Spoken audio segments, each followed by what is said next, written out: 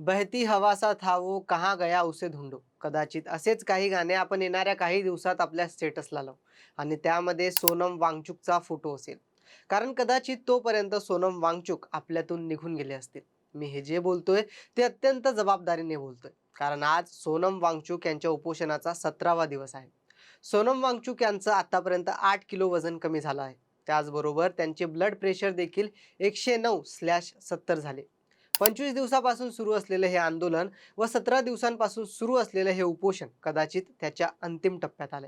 सध्या या आंदोलनाची काय परिस्थिती आहे, सरकारची भूमिका या आंदोलनाबद्दल काय आहे, तसेच कोणत्या मागण्या सोनम वांगचुक यांनी सरकारकडे केल्या आहेत, पाहूयात आपल्या या व्हिडिओच्या माध्यमातून. नमस्कार, मी अनिकेत जाधव व तुम्ही पाहत आहात टाइम महाराष्ट्र. नीटचा पेपर फुटला, विद्यार्थ्यांनी आत्महत्या केल्या, युवकांनी धर्मेंद्र प्रधान यांचा राजीनामा मागितला.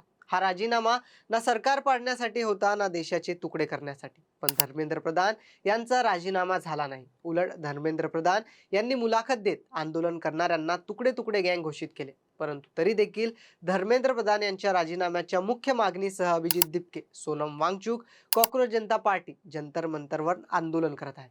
पण आता हेच आंदोलन अंतिम टप्प्यात असल्याची परिस्थिती आहे. कारण 17 दिवसांपासून उपोषणावर बसलेले सोनम वांगचुक यांची मेडिकल कंडिशन अत्यंत चिंताजनक झाली आहे.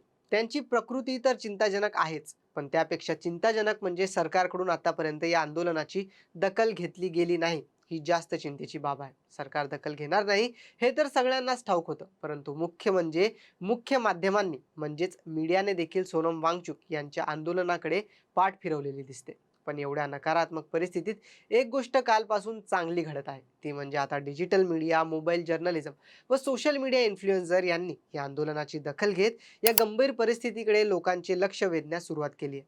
याच दरम्यान सोनम वांगचुक यांनी काही माध्यमांना अतिशय भावनिक प्रतिक्रिया दिली आहे. प्रश्न असा होता की धर्मेंद्र प्रधान यांच्या राजीनाम्याने शिक्षण व्यवस्थेत बदल होईल का? यावर सोनम वांगचुक म्हणतात की धर्मेंद्र प्रधान यांच्या राजीनाम्याने लगेचच शिक्षण व्यवस्था बदलणार नाही, परंतु यामुळे एक जबाबदारी निश्चित केल्या जाईल, एक नवीन प्रथा सुरू होईल. जर नेत्यांना त्यांच्या जबाबदारीची जाणीव करून द्यायची असेल तर राजीनामा गरजेचा आहे. मला विश्वास आहे सरकार देखील संवेदनशील आहे, ते आमच्या मागण्यांवर निश्चितच विचार करतील, असे सोनम वांगचुक म्हणाले. याचबरोबर सोनम वांगचुक यांनी 20 जुलै रोजी होणाऱ्या जंतर मंतर ते संसद भवन निघणाऱ्या मार्चमध्ये सामील होण्याचे आवाहन देखील जनतेला केले आहे.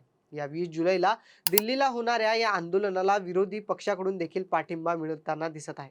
दोन्ही कम्युनिस्ट पक्ष, समाजवादी पक्ष, आम आदमी पार्टी, तृणमूल काँग्रेस, शिवसेना, ठाकरे गट इत्यादी पक्षांनी आतापर्यंत यांना पाठिंबा दिला आहे. उद्धव ठाकरे यांनी तर थेट पत्रकार परिषद घेत आपला पाठिंबा जाहीर केला होता. दिल्लीमध्ये जंतर मंतर येथे आपल्या अभिजित दिपके यांनी जो विषय उचलला तो अनेक युवकांच्या किंवा मी तर म्हणेन देशातल्या प्रत्येक युवकाच्या भवितव्याचा विषय आहे.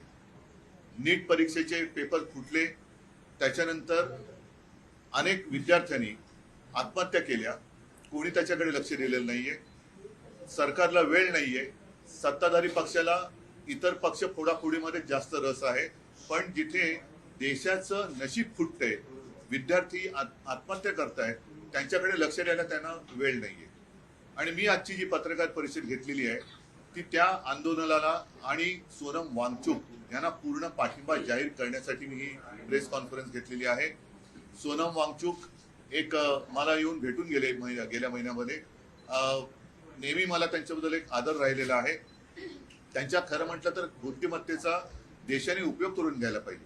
पण अशाही व्यक्तीला देशद्रोही ठरवून तुरुंगात टाकलं जातं. आज ती व्यक्ती तिकडे आमरण उपोषणाला बसलेली आहे. दिवसागणिक त्यांची तब्येत खालवत चाललेली आहे. 16 दिवस झाले. मी 4 दिवसापूर्वी मुद्दामून अरविंद सावंत यांना त्यांच्या भेटीसाठी पाठवलं होतं. मी फोनवरून त्यांना विनंती केली की सोनमजी, तुम्ही प्राणांतिक उपोषण करू नका, कारण तुमच्यासारख्या व्यक्ती या देशाला पाहिजेत. आता 20 जुलैला होणाऱ्या याच आंदोलनात अथवा या मार्चमध्ये कोण कोण सहभागी होईल व या आंदोलनाची सरकार दखल घेईल का, याकडे संपूर्ण देशाचं लक्ष लागून आहे. तरी या संपूर्ण प्रकरणावर आपलं मत काय हे आम्हाला कमेंटमध्ये नक्की कळवा आणि हा व्हिडिओ आवडला असेल तर लाईक आणि शेअर करा.